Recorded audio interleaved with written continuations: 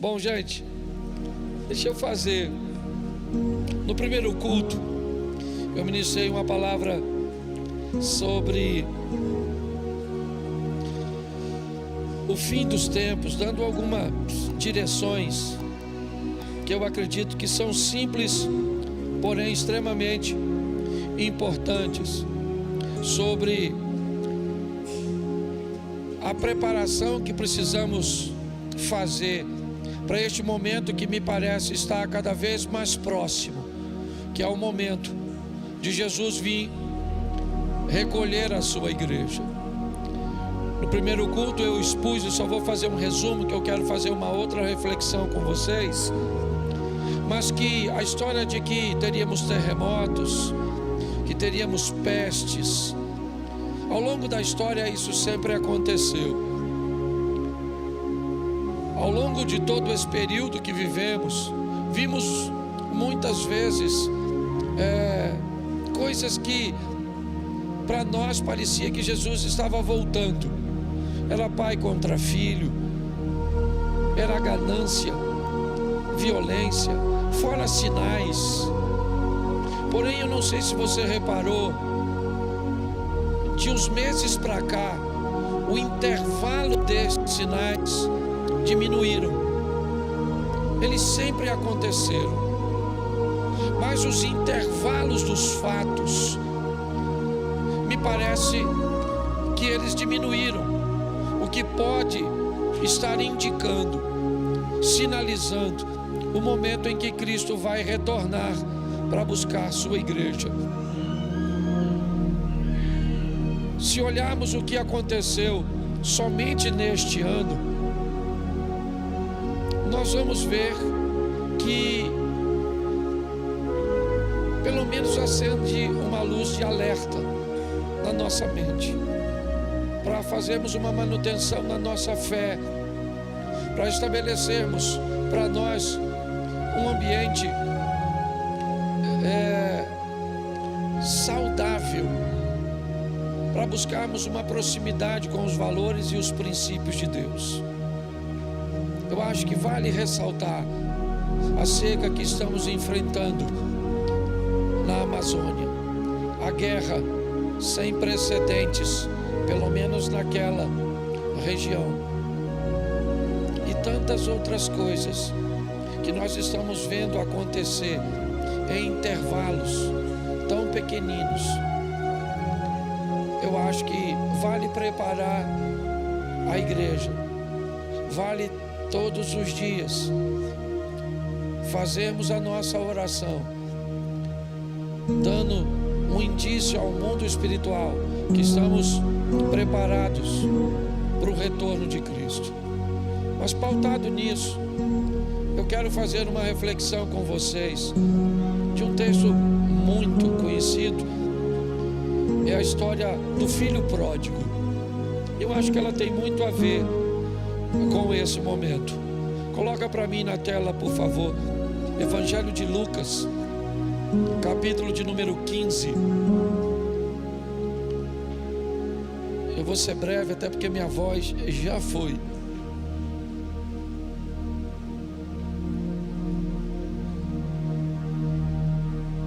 Lucas, capítulo 15, verso 11. Preste atenção, que é uma história narrada por Jesus. Ela é uma parábola, o que provavelmente indica que é uma história fictícia, criada por ele, para trazer uma mensagem. Então é muito importante que você entenda que mensagem Jesus está querendo trazer quando conta essa parábola. Então Jesus continua. Ele já contou duas parábolas. Ele já contou a parábola da ovelha perdida, ele já contou a parábola da dracma perdida. No Evangelho de Lucas, no capítulo 15, nós temos a história daqueles que se perdem. Mas todas as histórias anteriores a esta, ela teve aquele que se perdeu recuperado. Aquele que perdeu a ovelha conseguiu recuperar a ovelha e se alegrou. A mulher que perdeu a moeda, a dracma, ela também varre a casa, acha a dracma, chama suas amigas e comemora. Me parece que o que Jesus está querendo dizer é que não há necessidade que ninguém se perca, pelo menos para sempre. A ovelha esteve perdida durante um tempo, e ela sabia que estava perdida, porque a ovelha tem senso de direção. A ovelha se acostuma com a voz do pastor. Ovelhas, ela compartilha a presença com o rebanho. Quando ela nota que não há ninguém, não há pastor, não há outra ovelha, não há proteção, ela se sente só. É a primeira história. A segunda história não é ovelha, é uma dracma, uma moeda. Uma moeda se perde e ela não tem senso de direção. Ela não sabe que está perdida. Me parece que a história está falando de que pessoas se sentirão perdidas e outras não. Algumas pessoas saberão que estão no caminho errado e outras não. As duas histórias que precedem a essa, na verdade, é um preparo, é um pano de fundo para a história que Jesus começa a contar a partir do verso 11. Por isso que o texto diz: e continuou. Então o que Jesus vai falar agora? Ele vai falar que certo homem tinha 2 filhos. Talvez um seja semelhante à ovelha, outro semelhante à dracma. Tá certo? Então ele prossegue, verso 12: o mais moço deles disse ao pai. Preste atenção que Jesus vai separar a história dos dois. Ele tem 2 filhos, mas 2 filhos diferentes. Eles moram na mesma casa, eles têm o mesmo pai, mas eles são diferentes. Então Jesus, me parece que quer falar da imaturidade do mais novo. O mais novo dos filhos, ele procura seu pai. O que ele vai fazer? Ele vai dizer: pai, eu quero que o Senhor me dê parte dos bens que me cabe. Esse jovem, ele está querendo a propriedade que lhe cabe. Ele conhece seus direitos. Apesar de ele não ter construído basicamente nada, ele tem ciência de que seu pai é um excelente gestor. Ele sabe todas as coisas que o pai tem. Então ele não vai usurpar o pai. Ele vai simplesmente pedir ao pai que dê a ele os recursos que ele tem direito. Porém, todas as vezes que os recursos chegam antes da administração, eles costumam trazer sérios problemas. Todas as vezes que em meio à imaturidade nós oferecemos muita coisa para alguém, ao invés de ajudar essa pessoa, normalmente nós costumamos atrapalhar. Esse jovem, ele está querendo os bens? Não. Tem alguma coisa que ele quer, que ele não ainda, ou ele ainda não revelou, mas ele chama o pai e disse: me dê a parte dos bens que me cabe. Ele quer apenas o que é direito dele. Você pode até dizer: mas pastor, ele não tinha nada, porque o pai estava vivo ainda. Então o pai que definisse. Jesus não questionou isso. Ele procura e diz: me dá parte dos bens que me cabe. É um moço, um jovem que quer isso. Mas preste atenção, porque o verso 12 diz algo que às vezes passa despercebido para algumas pessoas. Vamos lá? E o pai repartiu os bens entre... Preste atenção. Eu não sei se você repara, mas o filho mais velho acaba de receber a parte dos seus bens por causa da iniciativa do mais novo. O texto não diz que o pai dá ao mais novo a parte dele e que retém a do mais velho. O texto diz que o pai reparte entre os dois. Os dois agora têm direito aos seus bens e vão gerenciar esses bens totalmente diferente. Os dois estão ricos. São os dois. O pai dessa história, na verdade, é Deus. ele tem 2 filhos e vai mapear o comportamento desses 2. O mais moço na imaturidade, certo? Ele vai desejar obter. Você olha, o temperamento dele é diferente. Ele é aquele que vai em cima do pai, ele diz para o pai: é meu e eu quero. O mais velho não.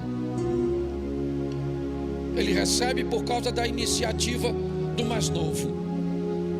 Mas tem algo interessante no verso 13. Passado não muitos dias, o filho mais moço revela o que ele quer. O filho mais moço não queria dinheiro, ele não queria seus bens. O que ele queria é ver o que estava acontecendo lá fora. Tem um mundo fora da casa do pai, coisas acontecem lá fora. Me parece que esse rapaz mais novo, ele tem notícia das festas, ele tem notícia dos fatos, ele é alguém bem informado. Então, apesar de já ter o que aparentemente ele queria, na verdade ele não quer aquilo. Mas como ele planeja ir para um lugar que só valoriza aquilo, sem aquilo ele não é nada.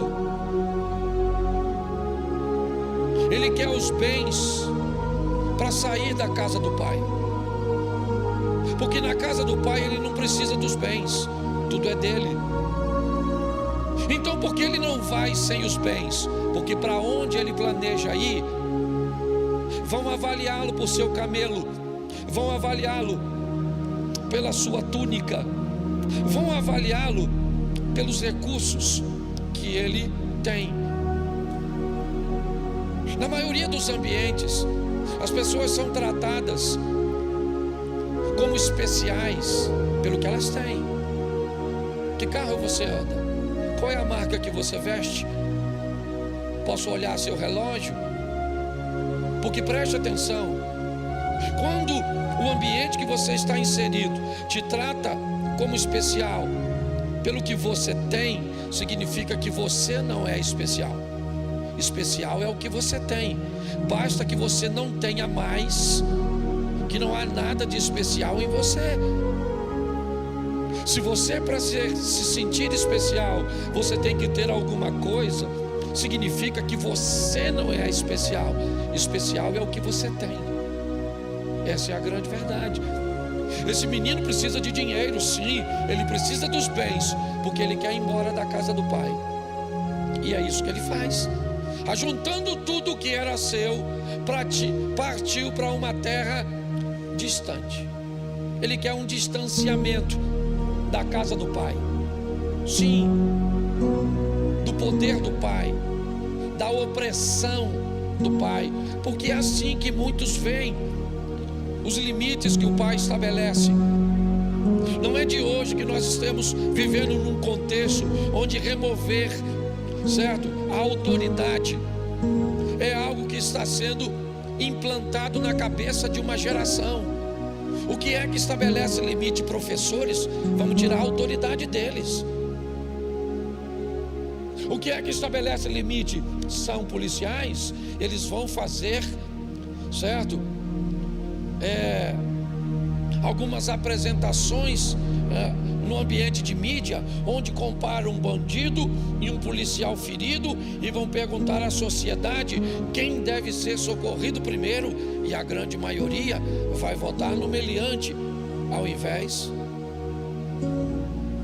Há um ambiente, a desconstrução da autoridade dos pais, pastores, professores, policiais e qualquer outra instituição que pregue, que divulgue qualquer tipo de limites. Esse mundo, ele não é novo. É para ele que aquele rapaz quer ir.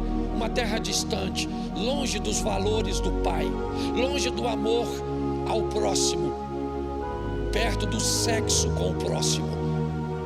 Se esse próximo é seu cônjuge ou não, não é a questão. Se ele é maior de idade ou não, não é a questão. Aliás, se ele tem seu sangue ou não, é ir para bem distante. O distanciamento aqui, gente, ali Jesus diz uma terra distante, mas na verdade são valores distantes. É um distanciamento daquilo que Deus criou como ordem, como ética, como moral. Me parece que a grosso modo, certo, de uma forma muito simples, o que é ética? Ética é saber que o adultério é errado. O que é moral? É não adulterar.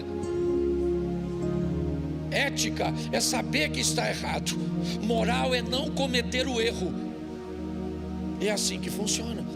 Para este mundo, esse rapaz está indo. Ele quer se divertir, ele é mais colorido. Esse mundo é muito agradável, ele é muito atraente, ok? E é para lá que ele vai. Ajuntando tudo que era seu, partiu para uma terra distante. E lá desperdiçou todos os seus bens, vivendo de forma desenfreada, dissoluta, sem nenhuma preocupação. Por quê? Porque esse era o modelo da casa do pai. A casa do pai não é um ambiente de preocupação. A casa do pai é um ambiente de obediência. Na casa do pai, quem obedece está guardado, está respaldado pela obediência. É isso. Não existe segredo para viver aqui. Não. Para viver aqui precisamos obedecer os princípios. Há princípios aqui que fará com que você aprenda a gerenciar coisas materiais. Há princípios aqui que vai te ensinar a gerenciar coisas emocionais. Há princípios aqui que vai te ajudar a gerenciar questões espirituais. A casa do pai é um ambiente de ordem, onde você não tem muita preocupação, você está protegido. Os anjos do Senhor acampam-se ao redor daqueles que o temem e os livram. O que nós precisamos é obedecer. Obedecer o quê? O próximo. O que a Bíblia diz sobre mulheres na igreja? Diz que qualquer mulher que não seja meu cônjuge deve ser vista como minha mãe ou como minha irmã. São princípios simples que às vezes, se negligenciarmos, teremos sérios problemas. É para este mundo que esse rapaz vai, um mundo distante. E nesse mundo distante, ele começa a desperdiçar todos os seus bens, talvez sem sentir. Ele não perde apenas coisas, ele vai perdendo pessoas. É isso. Vivendo de forma desenfreada, ele toca a vida. Verso de número 14. Depois de ter consumido tudo, depois de ter perdido tudo, sobreveio àquele país uma grande fome e ele começou a passar necessidade. Agora já dá para notar que ele não tem mais as belas companhias, os tapinhas nas costas.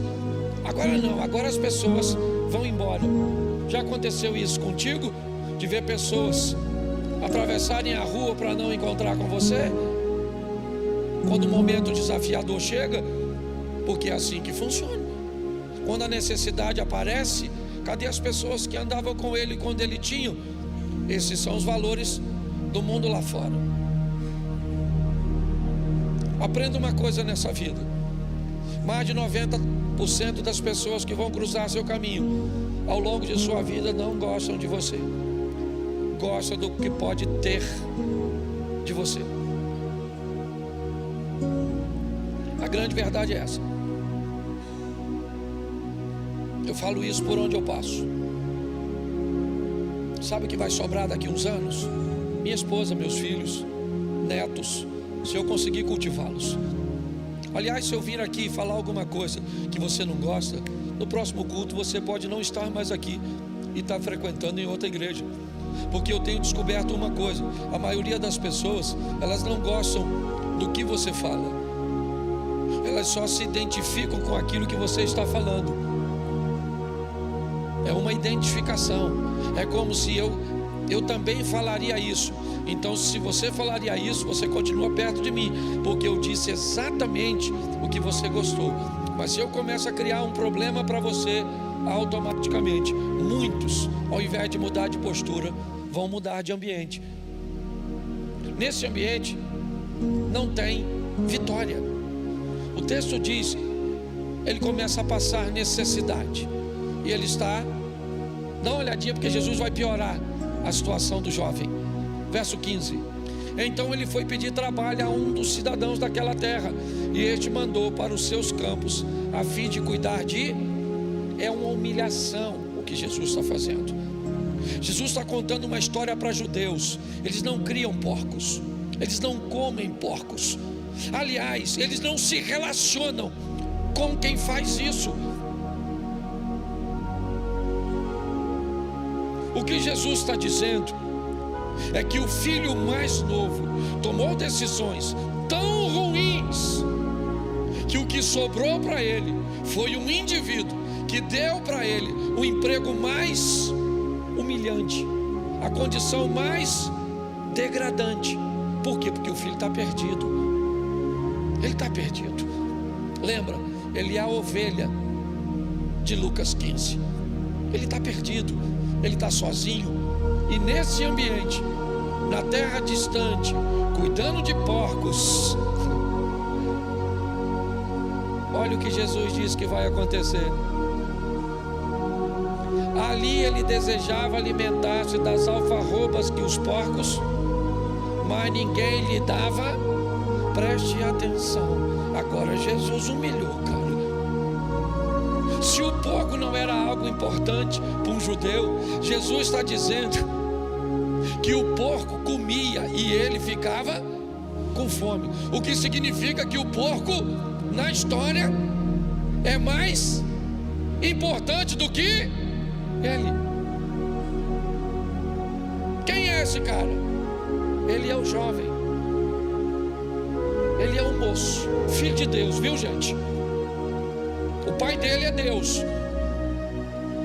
Mas por que o pai dele deixou acontecer tudo isso com ele?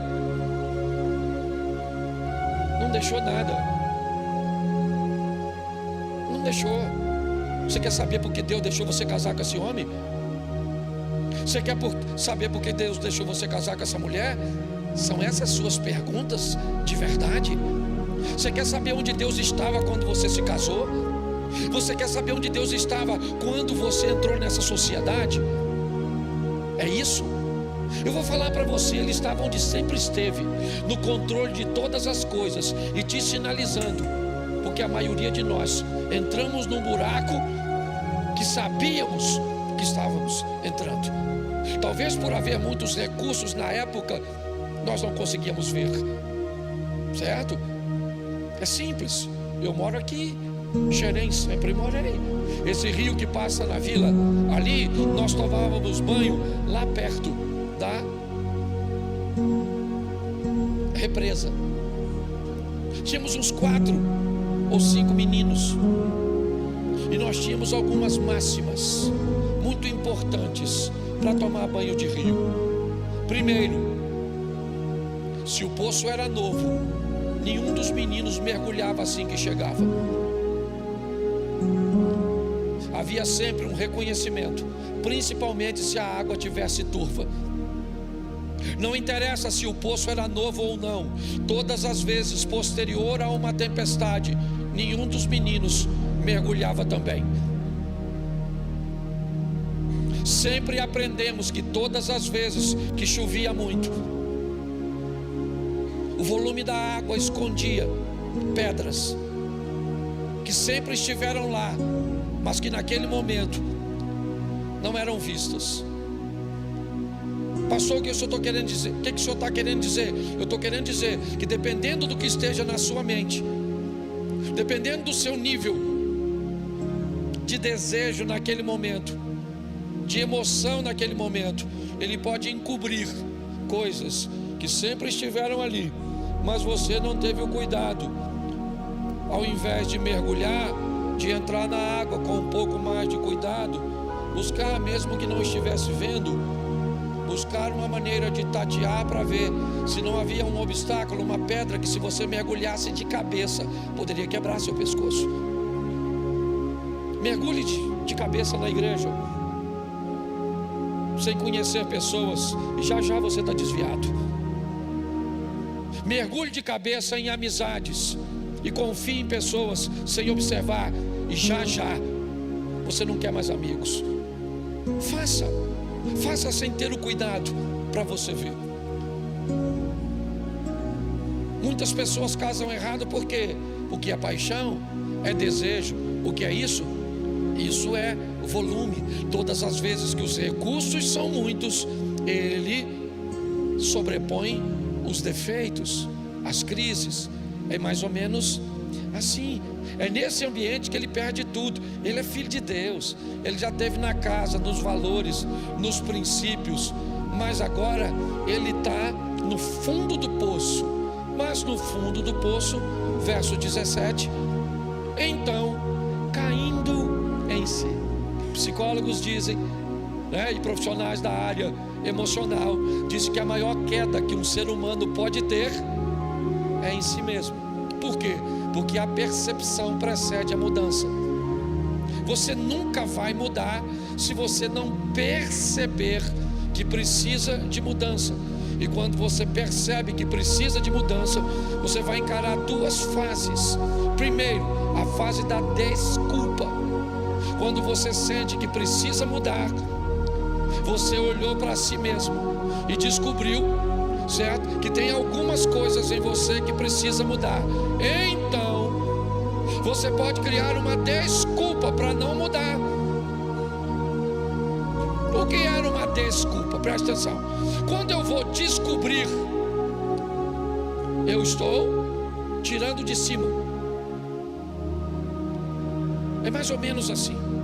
Quando eu me desculpo, é como se eu estivesse buscando alguma coisa para cobrir algo que eu não quero ver. Às vezes sou até capaz de ver. Às vezes você está dirigindo e alguém entra no seu retrovisor, num ponto cego. O que é um ponto cego?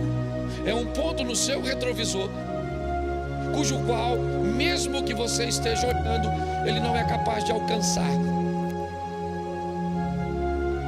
Hoje muita gente tem coisas visíveis e que são colocadas propositalmente num ambiente invisível porque não querem ver.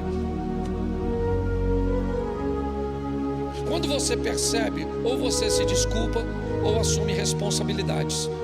É assim: quebrou, quebrei. Quem colocou? Não interessa. Por que quebrou? Eu passei e esbarrei. Mas você é culpado? Não, eu sou responsável. Quem quebrou fui eu. É tão difícil fazer isso para algumas pessoas que elas são capazes às vezes de quebrar e de botar direitinho e sair fora, porque não querem assumir responsabilidade. Isso aí tá lá, ó, caindo em si. Olhou para si mesmo e diz: fiz besteira. Olhou para si mesmo e o pai está onde? Onde sempre esteve. A casa do pai está legal, o pai está feliz, o pai está em ordem, está tudo direitinho na casa do pai. Eu preciso que você entenda isso. Quando você sai da ordem da casa do pai, do caminho do pai, ele continua em ordem. Você que se desvia. Ele agora cai em si e começa a olhar para si mesmo. E ele diz: quantos trabalhadores de meu pai têm pão com fartura, eu aqui estou morrendo de fome. Ele percebeu que fez alguma coisa errada. É uma excelente oportunidade para Satanás trazer agora uma depressão, agora um sentimento de culpa tão grande que, como Judas, vai tirar a vida, como Saul. Pare e pense. Nesse ambiente agora, ele começa a olhar para a casa do pai e ele diz: quantos trabalhadores na casa do meu pai tem pão com fartura, e eu aqui, ó, lá na casa do meu pai, certo? Está tudo em ordem, mas eu aqui estou morrendo de... Verso 18: vou me arrumar, voltar para o meu e lhe dizer o quê? Pai, pequei contra e diante do, verso 19, já não sou digno de ser chamado teu, trate-me como um dos teus trabalhadores. E caiu em si, resolveu reposicionar. A história está garantida, ovelha resgatada, dracma resgatada, o filho também vai ser resgatado, sim ou não? Ele simplesmente se perdeu. Foi um ambiente temporário, uma falta de lucidez. Então ele agora vai para o pai dizer que ele cometeu erros. E quando ele vai para o pai, verso 20, e arrumando-se, foi para o seu, e vinha ainda, ele estava distante, mas o texto sugere que tinha alguém que estava olhando para o distante, aguardando alguém vir. Quem era esse? O pai. O pai está distante, esperando. Meu filho vai voltar. Mas se ele voltar sem grana, não tem problema para mim. Se ele voltar ferido, não tem problema. Se ela voltar grávida, não tem problema para mim. Se ele voltar falido, e se ele voltar doente, não tem problema. O pai não tem problema. O pai está olhando, aguardando pessoas voltarem. E é isso. Quando o pai o avistou, ele é o pai, entende muito. Ele sabe que a distância entre o filho e ele é muito longa. As pernas para alguém pedir perdão fica pesada. Para aquele que vai pedir perdão, por isso o texto diz que quando o avistou, se compadeceu dele. Sabe que quem está vindo não é fácil para quem está vindo. Então o pai fez o que o filho não conseguia fazer. Correndo, o pai, quando seu pai o avistou, compadecido dele, correndo. O pai é que vai na direção do filho. Ele vê que está difícil do filho vir, então ele vai até o filho, abraça o filho, beija o filho e começa a mandar uma mensagem para o filho. Não interessa o que você fez, você é meu filho. Mas preste atenção. Quem foi que foi buscar a ovelha perdida? O pastor. Quem foi que foi procurar a dracma perdida? A mulher. Quem foi que foi procurar o filho perdido? O pai? Não. O filho é que descobriu que precisava voltar. É o filho. O filho que descobriu que precisava voltar. É o filho que decide voltar. Preste atenção. Eu não estou falando aqui daqueles que se convertem pela primeira vez. É um retorno. Os dois já eram filhos, moravam na casa do pai. O filho olhou e disse: na casa do meu pai tem pão com fartura, eu aqui morro de fome. Levantar-me-ei, irei ter com meu pai. Lhe direi: pai, pequei contra o céu e diante de ti, já não sou digno de ser chamado teu filho. Aí ele levanta-se, vai até o seu pai. O seu pai então, vendo de longe, corre, compadece dele, correndo, o abraçou e o beijou, e já foi logo dizendo: vamos lá. E o filho, assim que ele chega, o filho disse: pai, pequei contra Deus e diante do, já não sou digno de ser chamado seu. Isso, sou digno de ser chamado seu filho. É isso que Satanás quer, botar na sua cabeça que você não é digno, dizer para você que não tem mais recuperação, enfiar na sua cabeça que o que você fez, presta atenção, o que você fez pode te trazer prejuízos terríveis nessa terra, e se fizer errado trará, e Deus não é obrigado a corrigir. Agora, no que diz respeito a pai, a te receber, ninguém. O que foi? Você tirou a vagina e botou um pênis, é isso? Você tirou um pênis e botou uma vagina, foi isso? Você colocou seios. O que você fez? Você pegou 10, 15 anos de prisão? O que você fez? Você abusou de alguma coisa? É isso? O que foi? Quem é você? Pare e pense. Todas essas coisas podem trazer para você consequências bem desagradáveis. Você quer pintar seu cabelo de amarelo e vermelho? Pinte. Não tem problema nenhum. Agora, quem quer pintar o cabelo de amarelo e vermelho, se vai para a rua, tem que entender que cabelo não nasce amarelo nem vermelho. Então gente vai olhar para você. Aí você pergunta: o que está olhando? Olha, é lógico que eu estou olhando esse cabelo na sua cabeça. Isso não significa que eu sou preconceituoso. Eu só achei diferente. Entendeu? Tem gente que vem para a igreja com as roupas 3, 4 tamanhos acima do dele. Acendeu uma tocha assim, vai para o céu. É estranho. Tem uma velha que vem na igreja bagunçada, vestidinha de tchutchuca. Nós não olha, porque é diferente.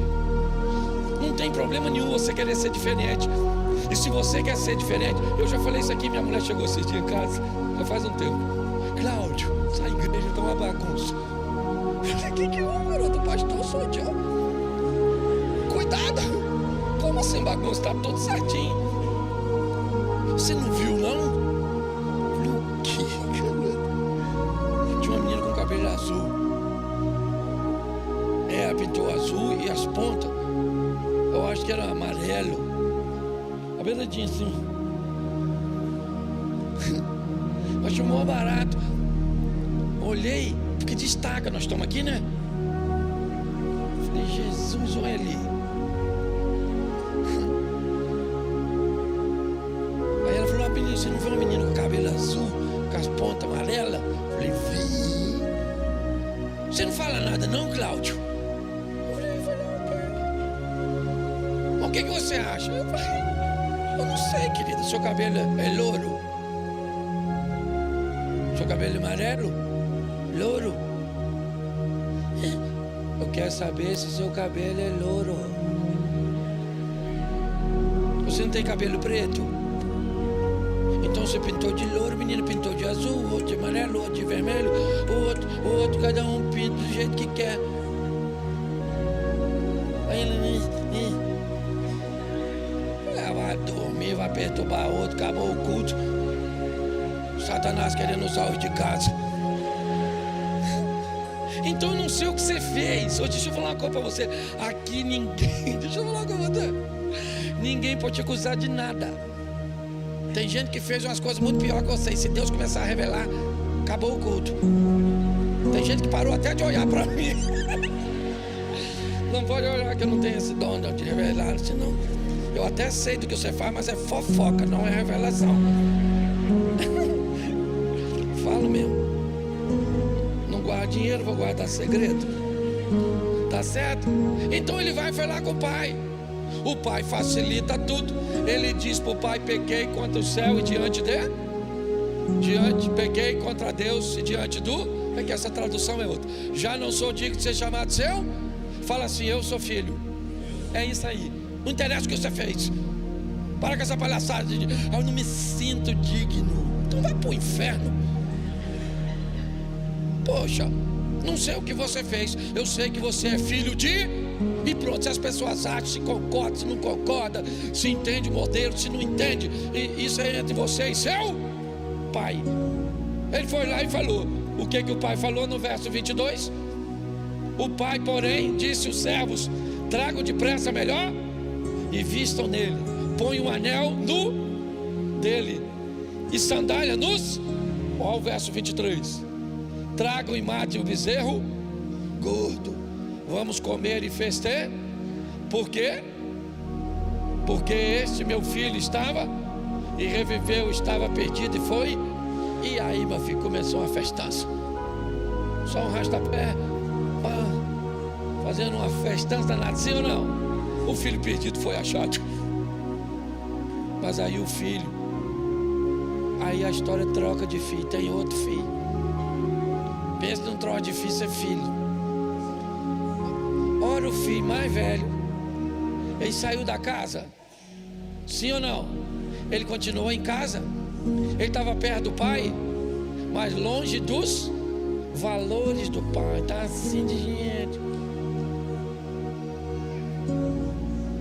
O filho mais velho que estava no campo, provavelmente trabalhando, trabalhador, quando voltava, ao aproximar-se da casa, ouviu o quê? A música e uma festança. Bota aí para a gente adiantar. Chamou um dos empregados e perguntou o que era, e o empregado rasgou. O empregadinho fofoqueiro. Seu irmão voltou. Por tê-lo recuperado com saúde, o pai mandou matar um bezerro gordo. Tem uma festa, o cliente. Tem uma festa aí, ó. Seu irmão voltou, ó. Durinho que nem um coco, descalço. Seu pai mandou fazer uma festinha. Olha o filho dentro de casa. O filho mais velho se indignou e não queria entrar na festa do mais novo. Falou, não vou entrar não. Certo? Não gostei dessa festa. Bom, a história dele também não é muito boa. O filho mais novo, ele é impulsivo, ele é imaturo. O filho mais velho é inflexível, ele é religioso, ele é duro. Ele olha para o irmão, certo? Ou para a situação que o irmão está vivendo lá dentro. E o irmão foi alguém que aproveitou a vida de forma errada, sim, aprendeu com seus erros, mas voltou para a casa do pai. Mas o mais velho, ele diz, eu não entro. Então o pai saiu. O pai saiu para buscar o primeiro. Se compadeceu dele, correndo, o beijou. Mas esse não precisa de beijo. O modelo com esse é diferente. Então, saindo o pai, procurava convencê-lo a entrar. Olha só. O pai começa a ir lá fora e tentar convencer o filho mais velho a entender a imaturidade do mais novo. Ele está de volta. Verso 29. Mas ele respondeu ao seu pai, faz tantos anos que eu sirvo e nunca transgredi um mandamento seu, mas o Senhor nunca me deu um cabrito sequer para fazer uma festa com os meus? Lembra do verso 11? E o pai repartiu entre eles. No verso 11, o filho mais velho recebe também seus direitos. O mais novo joga tudo fora, e o mais velho nunca utilizou. Nunca. Aprisionado num ambiente, ele nunca utilizou. O pai vai falar isso com ele. Ele diz, olha, eu estou aqui, esse teu filho foi embora, gastou tudo, o senhor pega um bezerro gordo e dá para ele, mas o senhor nunca me deu nada. Porque tem gente que vive nessa terra como se nunca fosse morrer, como o filho mais novo. Ou então vive nessa terra ou morre nessa terra como se nunca tivesse vivido. Tem gente que leva a vida como se nunca fosse morrer. Ele não pensa em nada, é um inconsequente. Já tem outros que morrem como se nunca tivesse vivido. Não deixou um filho, não deixou um legado, não deixou uma história, não deixou nada. E a história dos dois: nunca me deu um cabrito sequer para fazer uma festa com os meus amigos. Aí o pai: vamos lá. Mas quando veio esse seu, ele nem chama de irmão.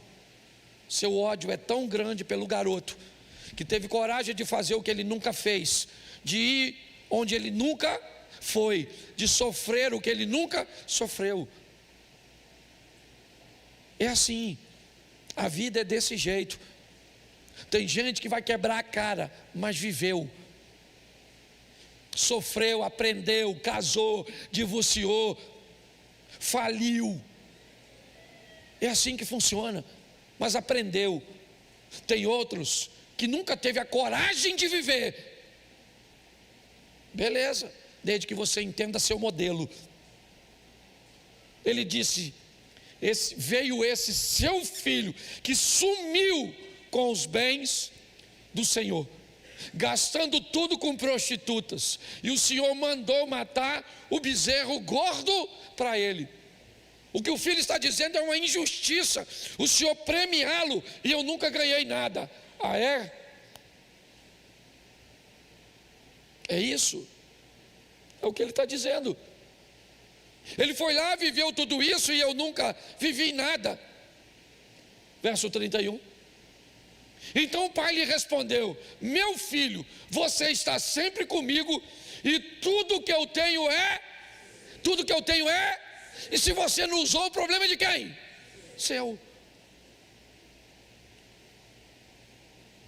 Para chegar com o evangelho aqui, nós chegamos por homens valiosíssimos. Sabe, pastores sofreram muito para se ter uma estrutura de som como essa que nós temos hoje com facilidade. Eles viveram um ministério inteiro.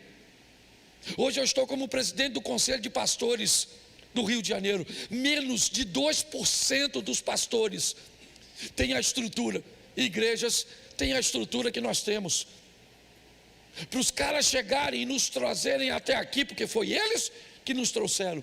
Ministérios como Assembleano, Batista, Metodista e entre outros.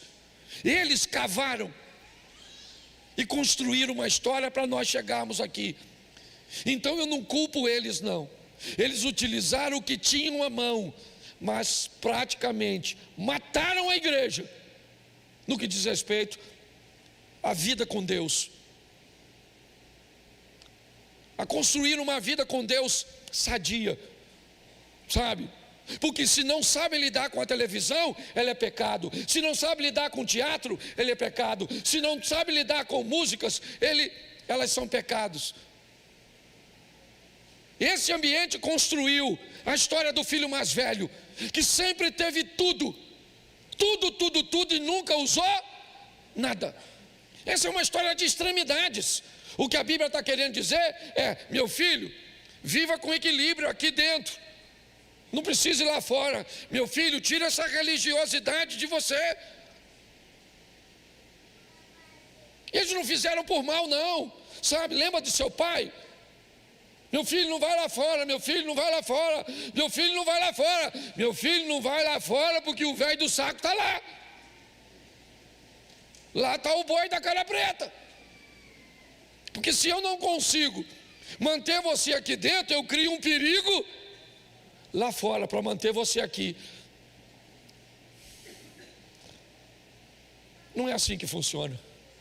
O pai falou: tudo que eu tenho é seu. Se você não usa, o problema é seu. Entendeu, crente? Ah, pastor, não fala isso para a igreja, porque um montão de gente se perde. O que você quer então? Então eu vou hipnotizar você. Isso é para mim. Isso, faz tudo comando. Isso, vai viajar, me pergunta se pode. Vai comprar, me pede autorização. Vai casar, aqui ó. Eu tenho minha vida para tocar. Meu papel é instruir aqui. Vamos acabar aqui, já está em cima da hora. Bota aí, irmão. Mas era preciso festejar aí, porque este teu irmão estava perdido e foi. Bota aí, mais um. Ou termina aqui? Termina nesse? Isso, presta atenção. Mas era preciso festejar e alegrar-se, porque o seu. Bom, o outro disse o quê? Esse teu. Aí o pai devolveu. Era preciso alegrar-se, porque este, seu irmão, menino. Lembra da mãe quando você brigava com o irmão? Que botava, abraça. Abraça! Vai fazer as pazes agora. Eu uma vez amarrei meus 2 filhos.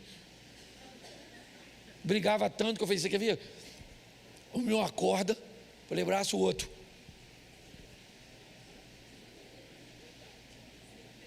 Eu dei umas 10 voltas no acordo. Falei, agora vocês vão ficar abraçados, vocês são irmãos. Entendeu, Caim?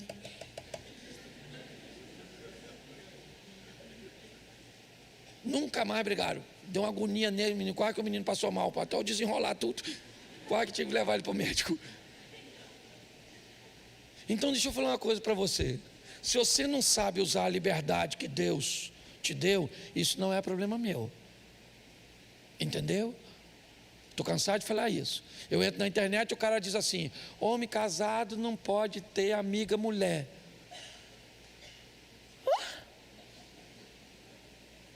Por que homem casado é débil? Homem casado pode ter amiga mulher? Sim ou não? Claro que pode. Só que o homem casado não pode ter nenhuma outra mulher conversando com ele coisas que só a mulher dele pode conversar. Ele tem que botar todo mundo. Eu gosto de ampliar a visão das pessoas. Eu sei que vai me dar um trabalho desgraçado, mas eu faço. Tá? Então, eu quero fazer você raciocinar. Você perguntar assim: será que eu sou tão burro? Não, não pode. Não pode. Sabe? Eu raciocino um pouquinho. Eu não tenho problema. Eu tenho assim, ó, a mulher, eu tenho assim de amiga mulher. Louvado seja Deus. Agora nenhuma manda fotinha nenhuma. Não curto fotinha nenhuma. Ah, pastor, estou com uma necessidade, ô Cláudio. Ô menino, conversa isso comigo não. Não é comigo não, eu vou falar com minha mulher. Aí nem quer conversar mais. Minha mulher é pensa numa mulher, irmão. Vou falar para você. Pensa numa mulher forte, minha mulher é doida. Louvado seja Deus. O que eu tenho de equilíbrio, ela tem de loucura. E é isso que é legal, porque se não fosse assim, eu não tinha ministério, não tinha nada. O ciumento lá sou eu, ela não tem ciúme de nada. Se eu viajar agora, certo? Falar para minha mulher: ó, acabou o culto, tive que viajar. Sabe o que ela fala? Deus te abençoe. Se ela falar para mim agora, viajei, eu falo, aonde foi, que hora, fala com quem? Então a gente se completa. Pastor, se eu falar mal da sua mulher, claro que não. 100% do que eu sou. Pensa num cara ruinzinho de gaiola. Era eu quando eu entrei na vida dela. Eu não tinha nada, onde cair vivo. Não sei como é que aquela mulher casou comigo. Hoje tem um montão de mulher que olha para mim, eu fico pensando, menino, se você me visse tempos atrás, você lembra? Você já lembra, deu careca. E olha que naquela época eu ainda estava legal. Eu tive uma época que eu parecia que eu caí na soda cáustica. Eu estava... Você ri, mas o assunto é sério. Então eu amo minha mulher, pastor, o senhor é louco falar dela. Não. Se você viu como eu trato minha mulher, você vai entender que eu posso falar qualquer coisa dela. Como eu trato minha mulher. Certo? Então deixa eu falar uma coisa para você, ô crente. Aprenda a ser crente. Eu não vou ficar lá. Ai, cadê ele? Nossa. É porque o cara vai tomar um vinho, sabe o que ele faz? Ele vai tomar uma taça de vinho com a mulher dele, numa cantina italiana. Tá? Eu estou lá? Não. É pecado ele tomar uma taça de vinho? Fala para mim se é agora, que agora eu comecei a falar, eu termino. Eu já estou acabando, tá? Claro que não! Mas o miserável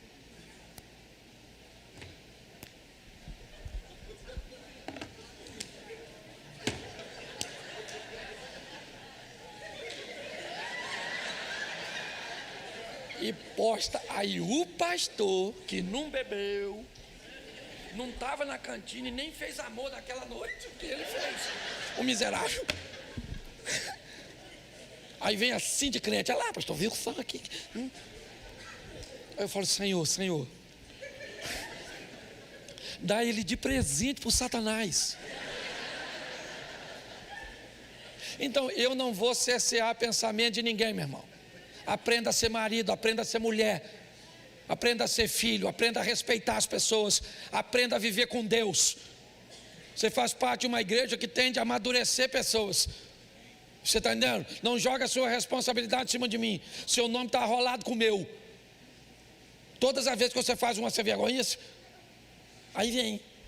Você diz, pastor, nossa, e eu conheço todo mundo, que eu sou nascido e criado aqui. Pastor, a irmãzinha lá da igreja saiu, montou numa moto assim, pastor. Foi lá para o escuro. O que o senhor acha que eu fui fazer? Eu falei, foi orar. Nossa, uma irmã de oração. Então não me culpe pelo comportamento dos outros. Aqui a gente prega a verdade. Não bota medo em ninguém não. O que eu posso te avisar é uma coisa. Com esse comportamento, quem fizer, não vai para lá. Aí é fogo, enxofre. Pastor, tem isso? Eu falo, a Bíblia diz que tem, não fui lá para ver, mas fica à vontade. Então fica de pé. Eu sei que está visitando, tá bom, perdão, que hoje eu não tomei meu remédio.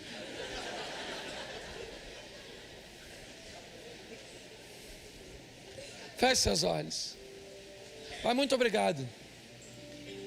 Muito obrigado porque dá para falar a verdade com respeito. Dá para falar a verdade com amor.